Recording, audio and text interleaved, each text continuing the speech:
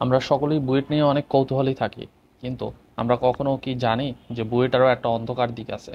প্রত্যেকটা ভালো জিনিসেরই একটা অন্ধকার দিক থাকে।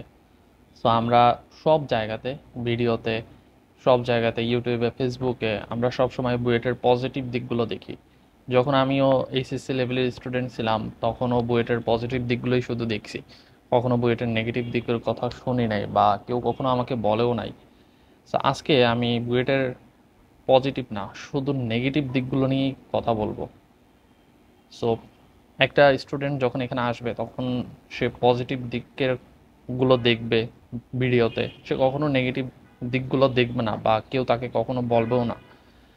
সো সে, তার একটা এক্সপেকটেশন থাকবে ওই অনুসারে যেটা সে দেখে আসতেছে, বাট যখন আসবে বুয়েটে তারপর দেখবে যে না, লাইফটা অন্যরকম।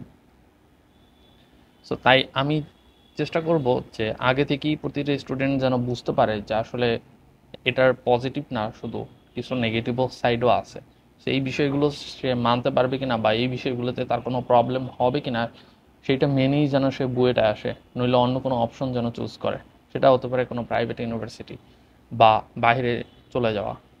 সো অনেক স্টুডেন্ট আছে বুয়েটে চান্স পাওয়ার পর 1 বছর বা 6 মাস পর বা 2 বছর পর বাইরে চলে যায়। আবার অনেকে আছে তো এইচএসসির পরেই চলে যায়, তাদের হিসাবটা আলাদা, বাট অনেকে বুয়েটে চান্স পায় দেন চলে যায়।